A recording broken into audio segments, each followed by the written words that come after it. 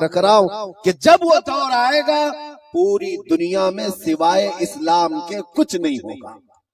الحمدللہ الحنان المنان الذي خلق الانسان وعلمه البيان والصلاة والسلام على رسوله سيد الانس والجان وعلى آله واصحابه ذوي الخير والاحسان اما بعد فاعوذ بالله من الشيطان الرجيم بسم الله الرحمن الرحيم ولا تهنوا ولا تحزنوا وانتم الاعلون ان كنتم مؤمنين صدق الله مولانا العظيم وبلغنا رسوله النبي الامين المتين المختار الكريم ونحن على ذلك من الشاهدين والشاكرين والحمد لله رب العالمين۔ بارگاہ رسالت میں آپ صلی اللہ علیہ وسلم میں درود پاک کا ہدیہ پیش کریں۔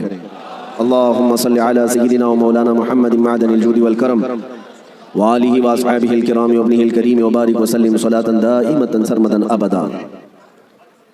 مرد حق باطل کے آگے مات کھا سکتا نہیں، مرد حق باطل کے آگے مات کھا سکتا نہیں، سر کٹا سکتا ہے لیکن سر جھکا سکتا نہیں۔ میرے عزیزوں، یہ روحانی اور بارونق منظر اور منبر نور پر جلوہ بار علماء میں اتنے جوشیلے علماء آپ کے پاس موجود ہیں، میری تقریر کی اب چندہ حاجت بھی نہیں ہے۔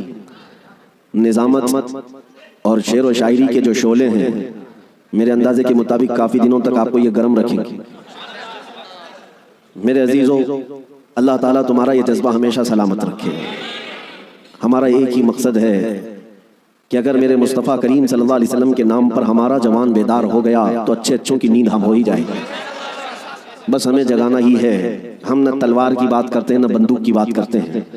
میری تقریریں اٹھا کر کے دیکھ لیں، جن لوگوں کو تکلیف ہے اور ہماری امیج ایک کٹرواد کی طرح پیش کرتے ہیں، ان سے میں کہتا ہوں کب میں نے بم بارود کی بات کی ہے، کب میں نے گولی بندوق کی اور تیز نیزے تلوار کی بات کی ہے؟ کبھی اپنے نوجوانوں کو یہ تمام چیزیں پکڑنے کی بات ہی نہیں کی۔ پھر بھی آپ کو خوف اتنا کیوں ہے؟ پھر بھی آپ کو ڈر اتنا کیوں ہے؟ ہاں اتنی بات ہے کہ میں یہ ضرور کہتا ہوں کہ ہمارے نبی پاک صلی اللہ علیہ وسلم کے غلاموں کے ہاتھ میں کنکری بھی آ جائے تو بہت قیمتی ہوتی ہے۔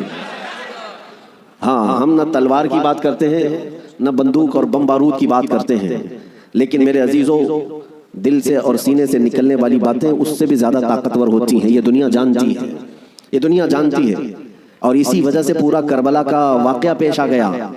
آپ کبھی سوچ سکتے ہیں کہ ایک طرف نواسہ رسول امام علی مقام جو بغیر جنگ کے ارادے سے اپنے گھر سے نکلے ہیں، اپنا مختصر سا خاندان لے کر کے نکلے ہیں، لیکن جب وہ کوفہ آنے والے تھے بیچ راستے میں آپ کو روکا گیا۔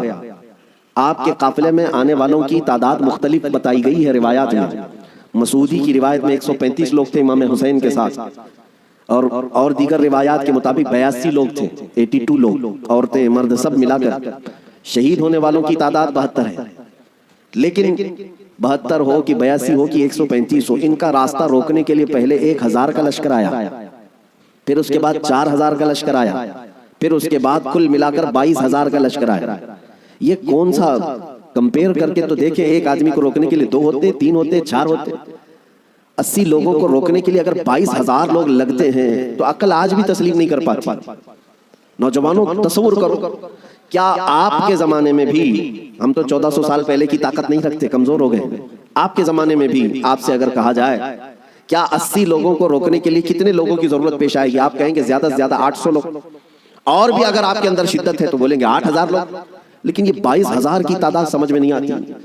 یہ آپ کو آج بھی سمجھنے کی ضرورت ہے کہ دشمن کے اور باطل کے خیمے میں اہل حق کا رعب کتنا ہوتا ہے، اہل حق کا خوف کتنا ہوتا ہے۔ 1400 سال سے یہی نیم چلا رہا ہے، یہی دستور چلا رہا ہے۔ حق جماعت تھوڑی ہوتی ہے اور کفر کی طاقت بہت زیادہ ہوتی ہے، لیکن پھر بھی اہل حق کے دل میں خوف نہیں ہوتا کہ ہم 80 ہیں، بلکہ خوف انہی 22000 کے دل میں ہی ہوتا ہے۔ آج بھی ہم دیکھ رہے ہیں الحمدللہ ہماری تعداد کم ہے، ہمیں آج مائنورٹی کہا جاتا ہے، ہمیں آج مائنورٹی کہا جاتا ہے۔ ہمارا حال تو یہ ہے کہ ہمارے پاس کچھ بھی نہیں، اسلحہ نہیں، بم بارود نہیں، طاقت نہیں، ہمارے تو نوجوان ڈپارٹمنٹ میں بھی نہیں، عہدوں پر بھی نہیں۔ ارے ہمارا حال تو یہ ہے کہ ہم حکومت کے تخت تک بھی نہیں پہنچ پاتے۔ ہمارا حال تو یہ ہے کہ سیاست میں ہماری کوئی نمائندگی نہیں، اور جو کچھ پہنچ بھی گئے بیچارے وہ کسی اور کی جھولی میں گر گئے۔ ہمارے پاس کیا ہے؟ مذہب و ملت، میرے مصطفیٰ کے ناموس کی نمائندگی کرنے والا کون ہے؟ اکا دکا ہو سکتا ہے، لیکن یہی مائنورٹی ہو، اقلیت کی تعداد ہی ہے ہمارے پاس کچھ بھی نہیں ہے، پھر میں پوچھتا ہوں یہ ٹی وی میں 24 گھنٹے صرف مسلمان ہی کیوں نظر آتے ہیں؟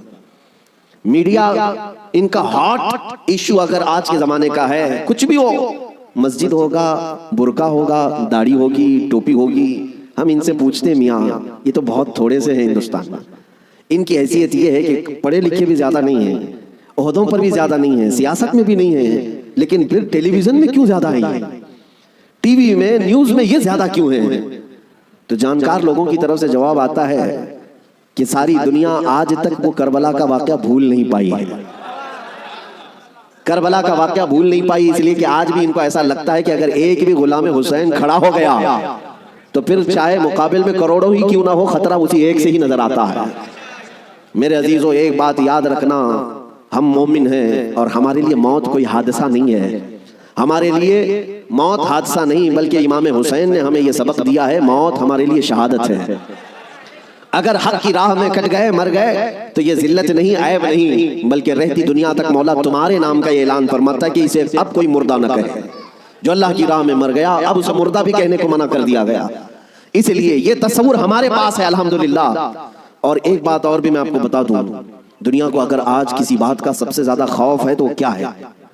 اقبال نے کہا تھا انگریز ہمیں ہزار توڑنے کی کوشش کرتے رہے، مارنے کی، کاٹنے کی، جلا وطن کرنے کی، حکومتیں چھیننے کی، لیکن اخیر میں تنگ آ کر کے کیا کہتے ہیں جانتے ہو؟ انگریزوں کی زبان سے نکلے ہوئے الفاظ کی ترجمانی اقبال کرتا ہے، یوں کہتا ہے شاعر مشرق، یہ فاقہ کش موت سے ڈرتا نہیں ذرا۔ مسلمانوں کے بارے میں انگریز یہ کہتے ہیں یہ فاقہ کش ہے، فاقہ کش کا مطلب ہے بھوکے رہتے ہیں، کھانے پینے کو ان کے پاس ہے نہیں، لیکن معاملہ یہ ہے یہ فاقہ کش موت سے ڈرتا نہیں ذرا، ہاں موت سے ڈرتا نہیں ذرا، روح محمدی اس کے بدن سے نکالتا۔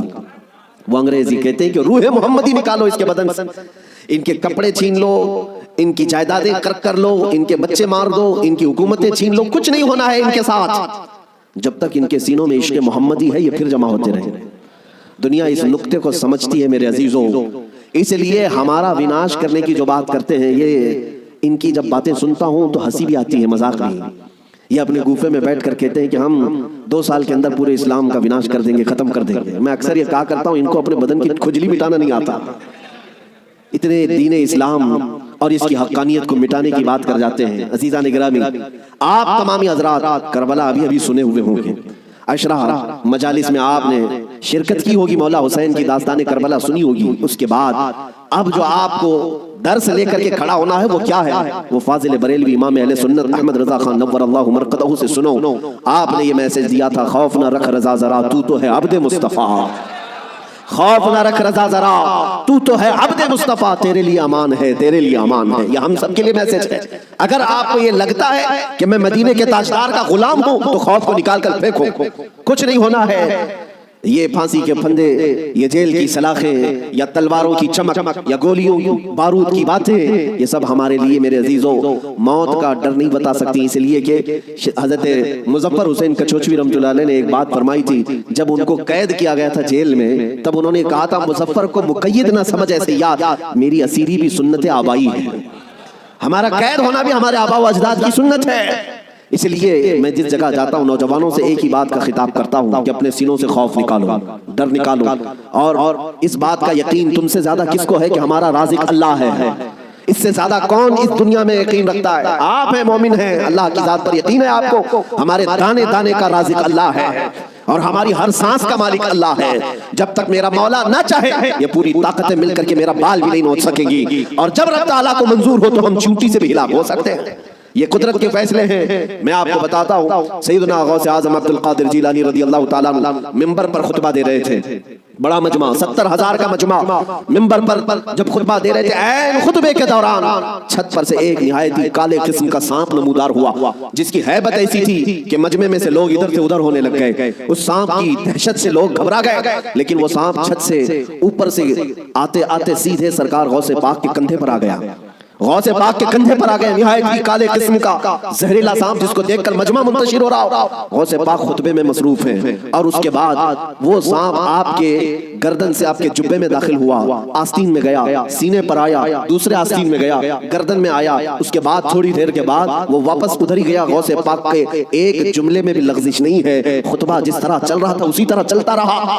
اور اس کے بعد اس سانپ نے فصیح عربی میں آپ سے کلام کیا، کہا ہے عبد القادر میں آزمائش کے لیے آیا تھا، اس سے پہلے میں نے کئی لوگوں کو آزمایا، ان کے یا تو زبان میں لکنت آ گئی، یا تو پیر ہل گئے، یا تو پھر اپنا بیان چھوڑ دیا، لیکن تمہارا حال تو یہ ہے کہ ایسا لگتا تھا کہ تمہارے جسم پر کوئی چیز آئی نہیں۔ غوث پاک رضی اللہ تعالیٰ عنہ مسکرائے، خطبہ جاری رکھا۔ لوگوں نے پوچھا غوث پاک سے کہ یہ کیا تھا، اتنا بھیانک سانپ آپ کے جسم پر آیا، آپ کے جسم پر کوئی جنبش بھی نہیں، لغزش بھی نہیں۔ سرکار غوث پاک رضی اللہ تعالیٰ عنہ مخاطب ہوتے ہوئے ارشاد فرماتے ہیں میرا نام عبد القادر ہے، میں قادر کا بندہ ہوں۔ کس کا بندہ؟ قادر کا بندہ، قدرت پر یقین رکھتا ہوں۔ مجھے اس بات پر یقین تھا کہ اگر میری موت آنی ہے تو اس سانپ کے ذریعے سے آ جائے گی، میرے ہلنے سے بچنے سے میں بچ نہیں سکوں گا، اور اگر میری موت نہ آنا ہو تو اس طرح کے سینکڑوں سانپ بھی میرے جسم کا کچھ نہیں کر سکتے۔ موت و حیات کی قدرت صرف میرے رب ذوالجلال کے پاس ہے۔ میں اسی یقین کے ساتھ خطبے میں مصروف رہا، وہ تو امتحان تھا، ٹل گیا۔ عزیزان گرامی وقار، اس بات کا میں آج آپ کو اعلان کرنا چاہتا ہوں، اگر آپ قادری سلسلے سے بیعت ہیں تو غوث پاک کی اس استقامت پر قربان جاؤ۔ آج اس طرح کے زہریلے سانپ اگر تمہارے ارد گرد آ بھی جائیں، تمہیں اس بات کا یقین رکھنا ہے موت و حیات کا مالک میرا پروردگار ہے، موت و حیات کی قدرت میرے رب ذوالجلال کے پاس ہے۔ اور یہ یقین میں آپ سے کہتا ہوں کہ غوث پاک کے مقام تک تو نہیں پہنچ سکتے، لیکن واقعہ عرض کرنے کا مقصد یہ ہے کہ ہم قادری غلام ہیں، قادری کتے ہیں۔ ان کی نسبت سے اگر ہمارے سینے میں تھوڑا بہت بھی اگر شجاعت کا جذبہ آ جائے تو میں سمجھتا ہوں کہ میرے عزیزو آج اس روئے زمین کا منظر ہی بدل جائے گا۔ لوگ دیکھ چکے تمہیں ڈرا کر کے، دھمکا کر کے، انہیں یہ اندازہ ہو گیا ہے کہ یہ تھوڑے پیسوں میں بک جاتے ہیں، یا خوف سے تھر تھراتے ہیں، ڈر کر کے بھاگ جاتے ہیں، اس لیے دنیا تمہیں ڈراتی ہے، دھمکاتی ہے۔ لیکن جس دن تمہارے قدم ڈگمگانے سے رہ گئے، میں یقین کے ساتھ کہتا ہوں بجلیاں آئیں گی، طوفان آئیں گے، لیکن تمہارا کچھ نہیں ہو سکے گا۔ اللہ کریم تمہارے استقامت پر مدد نازل فرمائے گا، اس لیے کہ قرآن میں وہ کہتا ہے ان الذین قالوا ربنا اللہ ثم استقاموا تتنزل علیہم الملائکہ، بے شک جو لوگ اللہ کو یہ کہتے ہیں کہ ہمارا رب ہے اور پھر اس پر جمے رہتے ہیں، مولا فرماتا ہے ان کی حفاظت کے لیے مولا فرشتے نازل فرماتا۔ جمے رہنا، استقامت، ڈٹے رہنا، یہ آج تمہاری ضرورت ہے میرے عزیزوں۔ طوفان آئیں گے، آندھیاں آئیں گی، لیکن یہ نہیں ہے کہ تم میدان چھوڑ کر بھاگ جاؤ۔ دیکھو موت تو آنی ہے، کسی ہاسپٹل کے بیڈ پر آئے گی یا گھر کی چٹائی پر آئے گی، کہیں نہ کہیں آنا ہے، یا کسی حادثے میں یا کسی بیماری میں۔ لیکن اگر قسمت سے موت اس حال میں آئے کہ میں میرے نبی کا پرچم بلند کر رہا ہوں، نبی پاک کی عزت کی بات کر رہا ہوں، اور اگر اس حال میں موت آئے تو اس موت کا کیا کہنا؟ میرے عزیزوں، بزرگوں نے فرمایا جو ناموس رسالت پر مر جاتا ہے، روح نکلنے سے پہلے وہ اپنے سرانے پر مصطفیٰ کریم کا دیدار بھی کرتا ہے، نبی پاک صلی اللہ تعالیٰ علیہ وسلم کا دیدار کرے گا۔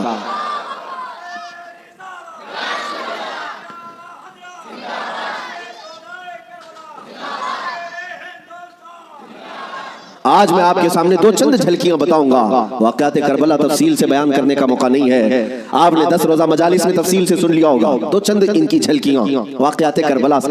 اور ایک بات میں بتا دوں، کربلا کے واقعات ماتم کرنے کے لیے نہیں سنائے جاتے، ہاں صرف اور صرف واویلا مچھانے کے لیے نہیں، غم اپنی جگہ پر۔ میرے عزیزوں، ہم سے زیادہ غم کون کرے گا؟ مولا حسین کا، اس لیے کہ ہم اہل سنت و جماعت ہیں، ہم سردار نوجوانان جنت کے سردار سیدنا امام علی مقام کی شہادت کا کیا غم نہیں کرتے؟ غم ضرور کرتے ہیں، لیکن آج واقعات کربلا کو سننے والے اور بولنے والے دونوں کے لیے میں آج ایک بات بتا دوں، صرف اور صرف رونے دھونے کے لیے واقعات نہیں بیان کیے جاتے، بلکہ ہر بزدل کو جوان شیر بنانے کے لیے واقعات کربلا سنائے جاتے ہیں۔ بلکہ میں تو کہتا ہوں اگر بیان کرنے کا انداز، میں تو مقرر نہیں ہوں، میں خطیب نہیں ہوں، میرے پاس کوئی انداز بھی نہیں ہے، میں تو اپنی گفتگو کرنے کا عادی ہوں، لیکن اگر سچا غلام حسین کوئی منبر سے بیان کرے، دیکھنا قسم رب ذوالجلال کی 80 سال کا بوڑھا بھی تمہیں 25 سال کا جوان نظر آنے لگ جائے، اس کا جذبہ جوان نظر آئے گا۔ مولا حسین کے واقعات سننے کے بعد میں آپ کو بتاتا ہوں، سیدنا امام علی مقام مکہ سے نکل کر کے کوفہ جا رہے تھے، بہتوں نے منع کیا آپ کو، لیکن آپ کے سامنے کوفہ کے خطوط موجود تھے، اتمام حجت کے لیے آپ تشریف لے جا رہے تھے۔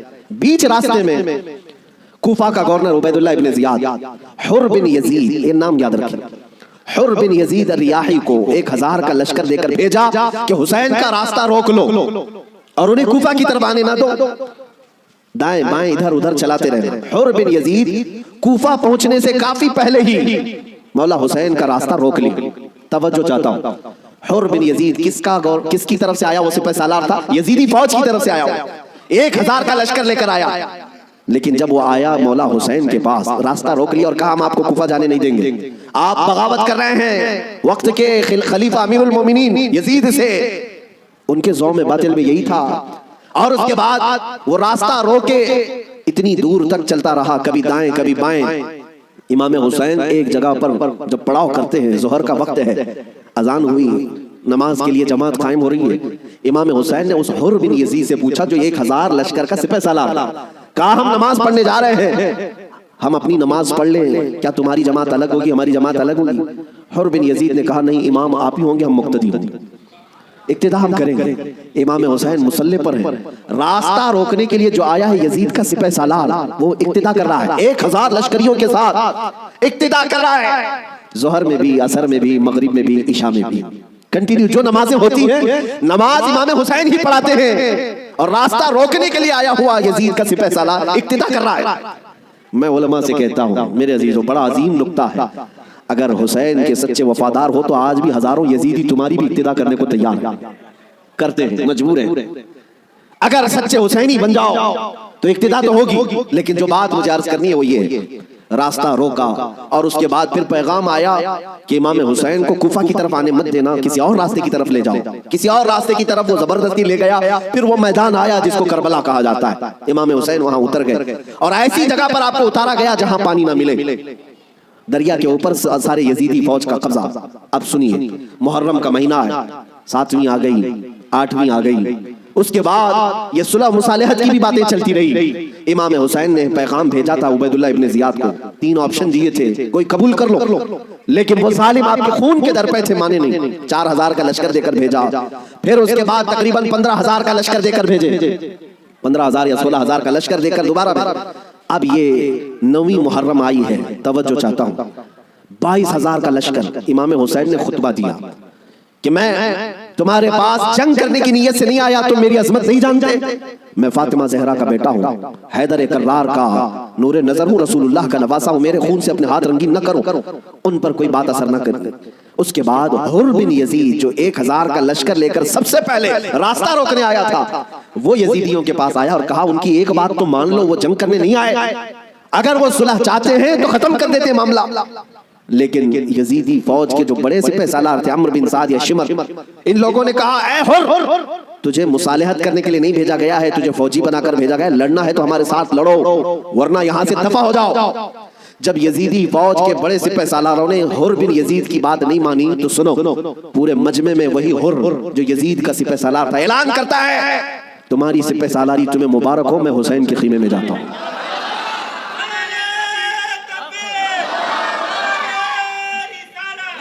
توجہ، حر بن یزید نے کہا مجھے اب نظر آ رہا ہے کہ حق اور حقانیت حسین کے خیمے کی طرف ہے، مجھے جانے دیں۔ ان لوگوں نے کہا تم جا سکتے ہو۔ حر بن یزید کو پتا تھا حسین کے ساتھ جانے کا کیا انجام ہو سکتا ہے، 22000 کا لشکر جرار ہے اور ادھر صرف 80-82 لوگ ہیں، ایسے وقت میں ایک چھوٹی جماعت کا ساتھ کون دے سکتا ہے جہاں بھاری بھرکم لشکر سامنے موجود ہو؟ میرے عزیزوں، ایک چھوٹی جماعت کا ساتھ صرف وہی دے سکتا ہے جس کے سینے کو مولا ہدایت کے لیے کھول دیتا ہے۔ میں نے دیکھا ہے مصیبتوں کے وقت کون ہمارے ساتھ کھڑا ہوتا ہے۔ لوگوں کی نظروں میں بہت بڑی بڑی حکومتیں ہوتی ہیں، ارے بہت سارے لوگ تو ڈر جاتے ہیں ان کے ساتھ کھڑے ہو جائیں، فوٹو میں آ جائیں گے تو کل کیس ہمارے اوپر بھی ہو جائے گا۔ میرے عزیزوں، میں اپنی بات نہیں کرتا، لیکن ایک بات ضرور ہے، حق جماعت اگر اقلیت میں بھی کیوں نہ ہو، اللہ کی مدد آج یا کل اسی کے ساتھ ہوگی۔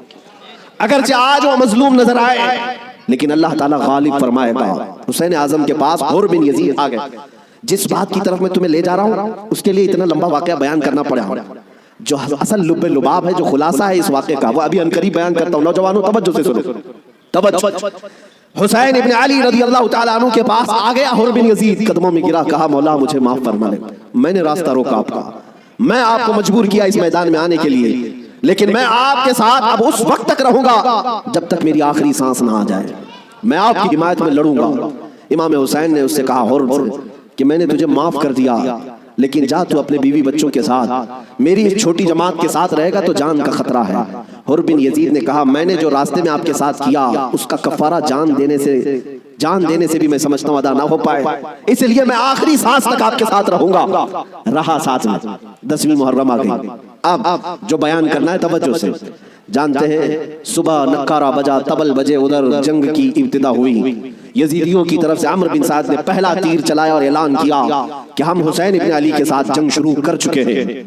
جنگ جب شروع ہو گئی، امام حسین رضی اللہ تعالیٰ عنہ کے اہل بیت کو کسی نے اترنے نہیں دیا، جو آپ کے ساتھی تھے، جو آپ کے ساتھ آئے ہوئے تھے، جو اہل بیت سے نہیں تھے۔ 5 صحابی رسول بھی ہیں مولا حسین کے ساتھ، صحابی رسول بھی تھے، وہ جب تک ساتھی رہے خاندان حسین سے ایک کو بھی میدان میں آنے نہیں دیا۔ اور جانتے ہیں اس میدان کربلا میں پہلے اترنے والا کون تھا؟ وہی حر بن یزید۔ اور کس کی جانب سے؟ امام حسین کی طرف سے۔ ایک بات مولا قدیر و جبار کی تمہیں سمجھنا پڑے گا، اگر وہ ہدایت دینے پر آئے تو کفر کی طاغوتی طاقتوں میں سے بھی کسی کو ہدایت دے کر کے اس کو پاسبان اسلام بنا سکتا ہے، اور کبھی گمراہ کرنے پر آئے تو کعبہ کے قریب رہ کر کے بھی کوئی گمراہ ہو سکتا ہے۔ ہاں یہ بات سمجھ کر کے چلو، جب مولا تعالیٰ ہدایت دیتا ہے، ہم نے یہاں پر بھی دیکھا ہے کہ بابری مسجد کو شہید کرنے والے آتنکی بہت سارے تھے، لیکن ہم نے برسوں بعد ایک شخص کا نام سنا تھا کہ وہ دائرہ اسلام میں آیا اور نمازی بھی بنا، پابند بھی بنا، داڑھی بھی رکھا، بلکہ تبلیغ اسلام بھی کرتا رہا، تبلیغ اسلام بھی کرتا رہا۔ اور وہ یہ کہتا رہا ایک زمانہ وہ تھا جب میں ہتھوڑا لے کر کے گنبد کو توڑ رہا تھا، لیکن آج ایک زمانہ یہ ہے کہ میری پیشانی ہر جگہ سجدہ الہی کے لیے جھک جایا کرتی۔ مولا جس کو جہاں سے چاہے ہدایت عطا فرمائے۔ حر بن یزید امام حسین کی طرف سے پہلے میدان میں اترنے والے۔ اب میں آتا ہوں اسی بات پر جس کے لیے میں اتنا لمبا واقعہ آپ کو سنایا۔ مقابلہ دو بدو تھا، ایک کے بعد دیگرے مقابلہ تھا۔ حر بن یزید جب گھوڑے پر سوار ہو کر مقابلے کے لیے آیا تو یزیدیوں کی طرف سے پہلوان آتے رہے، سپاہی آتے رہے، مقابلہ کرتے رہے۔ یہ تنہا حر بن یزید کا مقابلہ صبح سے لے کر کے دوپہر تک چلتا رہا۔ باقی بہت سارے مقابلے ہوئے، تھوڑی تھوڑی دیر کے بعد سب جام شہادت نوش کرتے رہے، یہ زوال کے بعد، لیکن حر بن یزید کا مقابلہ صبح سے چلتا رہا۔ اور میں نے جب تاریخ میں یہ بات پڑھی تو مجھے حیرت ہوئی کہ تنہا حر بن یزید اکیلے گھوڑے پر آیا اور یزیدیوں سے ایک کے بعد دیگرے لڑتا رہا۔ گھنٹوں کے مقابلے کے بعد جن لوگوں کو حر بن یزید نے مارا تھا ان کی لاشیں گنی گئی تو 120 لاشیں پڑی ہوئی تھی۔ یہی بات مجھے کرنا ہے، یہی بات مجھے کرنا ہے۔ تنہا ایک حسینی 120 کو مار گرا سکتا ہے کربلا کے میدان میں۔ تم صرف یہ سنتے ہو کہ حسین اعظم کے بچے شہید ہو گئے، لیکن حسینیوں نے جن کو کاٹا ہے وہ کیوں نہیں سنتے؟ وہ کم نہیں تھے، بہتوں کو فنا فی النار کیا۔ اب جو بات کہنی ہے وہ یہ ہے، حر بن یزید خاندان حسین سے نہیں ہے، اہل بیت سے نہیں ہے، انصار میں سے بھی نہیں ہے جو ساتھی وہاں سے آئے تھے، بلکہ ایک دن پہلے توبہ کر کے حسینی بنا تو دوسرے دن کی طاقت کا حال یہ ہے۔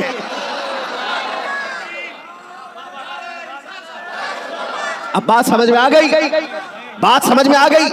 ایک دن کا حسینی 120 پر بھاری ہو سکتا ہے تو جو بچپن سے حسینی ہے وہ ہزاروں پر ضرور بھاری ہوگا، کیوں نہ بھاری ہوگا۔ اعلیٰ حضرت فاضل بریلوی رضی اللہ تعالیٰ عنہ نسبت قادریت پر فخر کرتے ہوئے کہتے ہیں، کیا دبے جس پہ حمایت کا ہو پنجہ تیرا، شیر کو خطرے میں لاتا نہیں کتا تیرا۔ عزیزان گرامی، نسبت قادریت پر جب اتنا فخر ہے تو نسبت حسینی پر کتنا فخر ہو۔ مولا حسین کی نسبت نے اچھے اچھوں کو جوان کر دیا، اور ان کے سگے بھتیجے امام قاسم نے، جانتے ہو عمر کیا تھی امام قاسم کی؟ یہاں بیٹھے ہوئے اکثر لوگ عمر میں بڑے ہوں گے بہت سارے، 19 سال کی جوانی تھی، 19 سال کی جوانی۔ تاریخ نگاروں نے لکھا ہے امام قاسم جب گھوڑے پر بیٹھ کر کے آئے تھے تو یزیدی خیمے میں ایسی کھلبلی مچی، لوگ یہ کہتے تھے کہ قاسم بن حسن، امام حسن کے بڑے بیٹے امام قاسم، میں نے یہ بھی روایت پڑھی، امام قاسم جب گھوڑے پر صرف پہلو بدلتے تھے، پہلو بدلنے، گھوڑے پر ادھر سے ادھر اس طرح پہلو بدلنا، تو یزیدی خیمے میں کے لوگ کہتے ہیں جب قاسم بن حسن گھوڑے پر پہلو بدلتے تھے تو ایسا لگتا تھا کہ بجلی چمک رہی ہے، بجلی چمک رہی ہے۔ یہ خوف سینوں میں ہزاروں کے ہونے کے باوجود کس نے طاری کیا؟ میرے عزیزو، وہ رب ذوالجلال ہے، غالب حکمت والا، جس نے قرآن میں فرمایا وَلَا تَهِنُوا وَلَا تَحْزَنُوا وَأَنْتُمُ الْأَعْلَوْنَ إِن كُنتُم مُؤْمِنِينَ، تم گھبراؤ مت، پریشان مت ہو، مولا فرماتا تم ہی غالب رہو گے اگر تم سچے ایمان والے ہو، اگر تم میرے مصطفیٰ کریم صلی اللہ علیہ وسلم کے سچے غلام ہو۔ لوگ تو صرف کربلا کے میدان میں یہ دیکھتے ہیں کہ امام حسین کی شہادت ہو گئی، علی اصغر کی شہادت ہو گئی، علی اکبر کی شہادت ہو گئی، عباس علمبردار کی شہادت شہادت ہو گئی. یہ شہادتیں اپنی جگہ پر, لیکن اگر کمپیریزن میں میں اگر بتاؤں کس نے کتنوں کو مارا تھا, کس نے کتنوں کو زخمی کیا تھا, تو پھر تمہیں پتہ چلے گا کہ وہ کٹ کر کے بھی فتح یاب تھے, وہ شہید ہو کر کے بھی فتح یاب تھے. اس لیے کہ یزیدیوں کے پاس بولنے کے لیے منہ نہیں ہے. اگر کسی یزیدی کو پوچھے کہ تم کس کے ساتھ لڑنے کے لیے گئے تھے, تو یہ کہیں گے 80 لوگوں کے ساتھ. کتنے لوگوں کے ساز و سامان کے ساتھ گئے تھے, کہیں گے 22,000 کے ساتھ. تو دنیا آج بھی ہنسے گی, 80 لوگوں سے لڑنے کے لیے 22,000 گئے تھے. کیا کیا لے کر گئے تھے؟ ہاتھی بھی تھے, گھوڑے بھی تھے, نیزے بھی تھے, تلواریں بھی تھی, بھالے بھی تھے, سب تھا. پھر اگر تم سے پوچھا جائے ساز و سامان کے ساتھ سہولتیں کیا تھی, یزیدی کہیں گے پورا پانی ہماری طرف تھا, دریائے فرات بھی ہماری طرف تھا, کھانا بھی ہماری طرف, پانی بھی ہماری طرف. پھر دنیا پوچھے گی ادھر کے خیمے میں حسین کتنی تیاری کے ساتھ آئے تھے, تو تمہیں منہ جھکا کر کہنا پڑے گا ان کے پاس صحیح قسم کے نیزے اور تلواریں بھی نہیں تھی, اور گھوڑے اور ہاتھی اور اونٹ بھی نہیں تھے. ان کے پاس تو 3 دن کی بھوک بھی تھی, پیاس بھی, اور اس کے علاوہ ان نوجوانوں کے پاس بھوک و پیاس کی شدت کے ساتھ ساتھ ساز و سامان جنگ بھی نہیں تھا. تب دنیا آج بھی کہے گی بھلا اس کو جنگ کہتے ہیں, بھلا اس کو مقابلہ کہتے ہیں. وہ حسینی اگر تمہارے ساتھ مقابلہ نہ بھی کرتے تب بھی قیامت تک حسین کی فتح کا پرچم لہرا رہا ہوتا. لیکن آج دنیا یہ دیکھ کر کے بھی کہتی ہے, چلو تخت و تاج کے مالک ہونے کو اگر آج دنیا یہ کہتی ہے, طاقت والے فتح یاب ہیں, حکومت والے فتح یاب ہیں, تخت والے فتح یاب ہیں. توجہ سے یہ بات میں آج ذمہ داری کے ساتھ کہہ رہا ہوں, کل کو اگر مجھے کوئی پھانسی پر چڑھائے, کل کو اگر مجھے کوئی گولی مارے, تو یہ بات میری یاد رکھنا میرے عزیزو, ظالموں کی حکومت زیادہ دیر تک نہیں چلتی. یزید کا تخت بھی تھا, تاج بھی تھا, حکومت بھی تھی, فوجی بھی تھے, سپاہی بھی تھے, لیکن آج جاؤ اس یزید کے تخت کو ڈھونڈنے کے لیے, محل کو ڈھونڈنے کے لیے. دمشق آج بھی موجود ہے, ملک شام آج بھی موجود ہے. دمشق اگر جا کر کے لوگوں سے پوچھو گے وہ تخت کہاں ہے جہاں سے حکومت کی جاتی تھی, یہاں سے بیٹھ کر کے کربلا کے ریگزاروں میں خون بہایا جا رہا تھا, یزید کہاں ہے, تخت کہاں ہے, وہاں دمشق کے رہنے والے شاید تمہارا ہاتھ پکڑ کر کے لے جائیں گے ایسی جگہ پر جہاں پورے دمشق کا کچرا پھینکا جاتا ہے, جہاں پورے دمشق کی گندگی ڈالی جاتی ہے, اور لوگ کہیں گے یہیں پر یزید کو دفن کیا گیا تھا. تم ناک پکڑ کر کے بھاگ آؤ گے, وہاں پر کھڑے نہ ہو سکو گے جہاں یزید کو دفن کیا گیا تھا. تاج بھی نہیں, تخت بھی نہیں, فوج بھی نہیں, اور ذریت اولاد بھی نہیں. اور پھر آؤ کربلا کے میدان میں, پھر آؤ عراق کی سرزمین پر, یہاں کسی سے جا کر پوچھنا, سنا ہے 1400 سال پہلے یہاں ایک جنگ ہوئی تھی, کربلا کا میدان تھا, رسول کے نواسے خاندان اہل بیت کے ٹکڑے کر دیے گئے تھے, انہیں جام شہادت پوش کرنا پڑا تھا. وہ میدان کہاں ہے میرے عزیزو؟ کربلا کا کوئی بھی آدمی تمہارا ہاتھ پکڑ کر لے جائے گا اور کہے گا اے عزیز یہاں وہ میدان نہیں ہے, یہاں کوئی ویرانگی اور صحرا نہیں ہے, اور تمہیں لے جاتے ہیں, اور لے جا کر کے ایسی جگہ کھڑا کرے گا جہاں سے تمہاری نظر اٹھے گی تو سونے سے کلئی کیا ہوا لہراتا ہوا پرچم حسین تمہیں آج بھی اس بات کا اعلان کرے گا, شاہ اسد حسین, بادشاہ اسد حسین.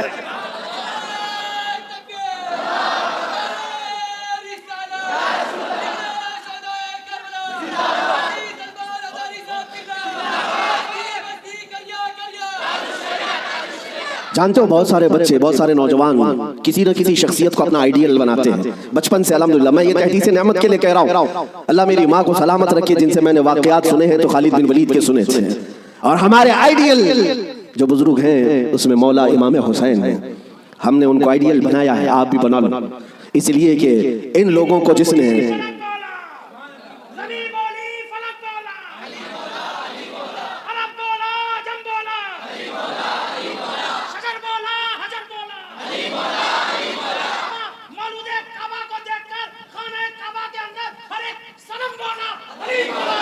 علی مولا.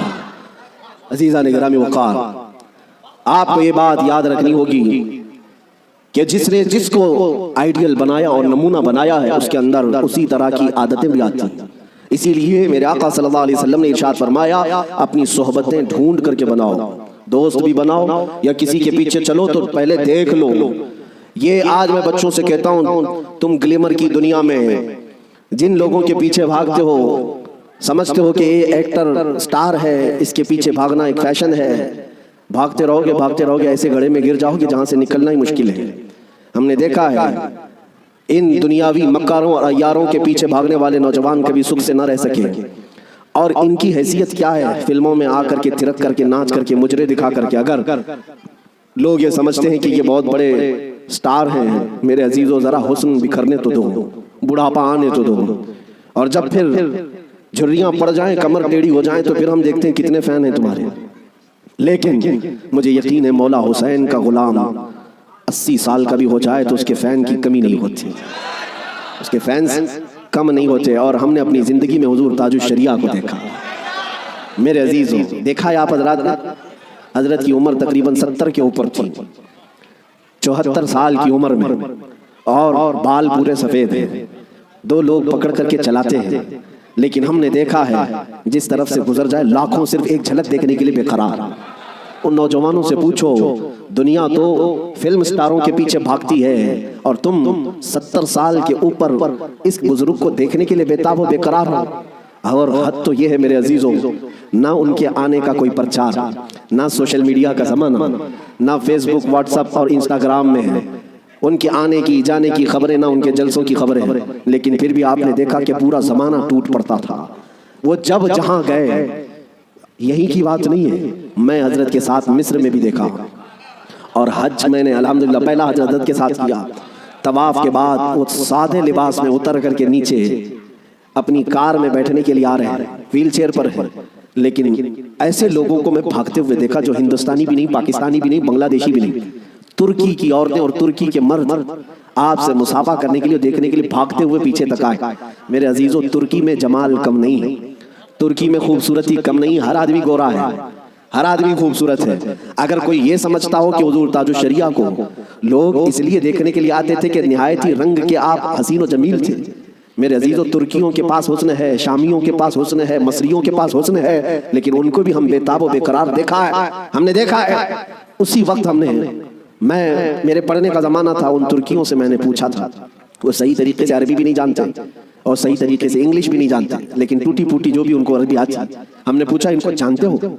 ان کو جانتے ہو؟ ان کو ملنے کے لیے تم دوڑے آئے؟ کہا جانتے تو نہیں، فوٹو میں کبھی دیکھا، فوٹو تو ہوتا ہی نہیں، کہیں کوئی ویڈیو دیکھا نہیں، پھر کیوں؟ کہتے ہم نے طواف میں بیٹھے بیٹھے دیکھا، ان کی طرف ہمارا دل کھینچا جا رہا تھا۔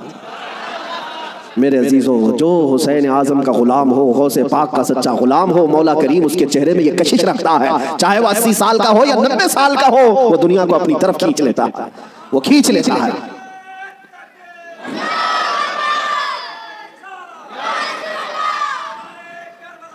اب آؤ میں آپ کو بات بتا دوں، مر جانا، کٹ جانا، یہ ہماری انتہا نہیں ہے۔ اگر کوئی یہ سمجھتا ہے کہ ہمیں پھانسی دے کر کے یہ ختم کر دے گا تو اس کی خام خیالی ہے۔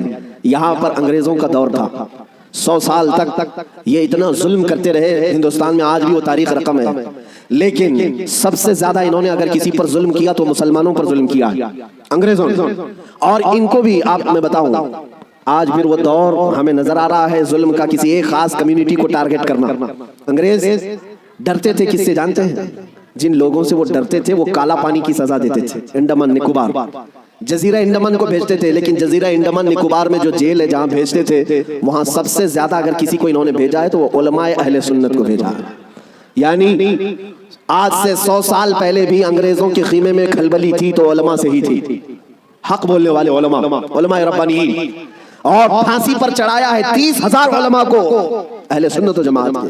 ایک بات میں آپ کو بتانا چاہتا ہوں، علامہ کفایت علی کافی رحمۃ اللہ علیہ، مراد آباد شہر کے رہنے والے ایک عاشق رسول، ان سے انگریز اتنا ڈرتے تھے، اتنا ڈرتے تھے، کیونکہ جانتے تھے کہ ان کی زبان سے نکلے ہوئے کلمات سے اچھے اچھوں کے دل بدل جاتے ہیں۔ ان کو پتا ہے عالم ربانی، عالم حقانی کی زبان کو وہ توپ سے زیادہ اہمیت دیتے ہیں، کوئی توپ اور بندوق سے مارے اس سے زیادہ اہمیت ان کو ایک عالم ربانی کی زبان سے نکلے ہوئے حق جملے۔ اسی لیے کفایت علی کافی کو گرفتار کرنے کے لیے جانتے ہیں کتنے لوگ آئے تھے؟ انگریز فوج کے 3,000 لوگ آئے تھے ایک عالم کو گرفتار کرنے کے لیے۔ ہمیشہ دنیا کے ظلم نے یہ بتایا ہے کہ یہ بزدل ہوتے ہیں، ہمیشہ بتایا ہے انہوں نے کہ باطل خیموں میں اکثر مادہ ہوتے ہیں، ان میں شیر نر نہیں ہوتا۔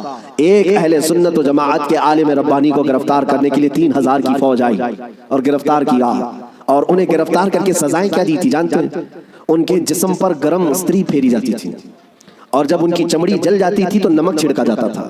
یہ کفایت علی کافی رحمۃ اللہ علیہ، تقریباً 1 ہفتے تک انہیں سزائیں دی گئی، اور پھر کہا جانے لگا کہ تم فتویٰ بدل لو، تم اپنی باتیں بدل لو، ہم اپنی حکومت میں تمہیں اہم عہدہ بھی دے دیں گے اور ماہانہ وظیفہ بھی جاری کر دیں گے۔ مگر وہ کفایت علی کافی عاشق رسول تھے، بازار مصطفیٰ میں بکا ہوا غلام پھر کسی انگریز کے ہاتھ میں کیسے بک سکتا ہے؟ میرے عزیزوں، وہ کفایت علی کافی اعلیٰ حضرت سے پہلے کے ہیں، اعلیٰ حضرت سے پہلے کہ 1857 کی بات کر رہا ہوں، غدر جس کو کہتے ہیں انگریز، اس وقت کفایت علی کافی سے کہا ان لوگوں نے، آپ نے کہا میں اپنے جملوں کو اور اپنی زبان کو بدل لوں، وہ بھی میرا دین اتنا ہلکا اور سستا نہیں ہے۔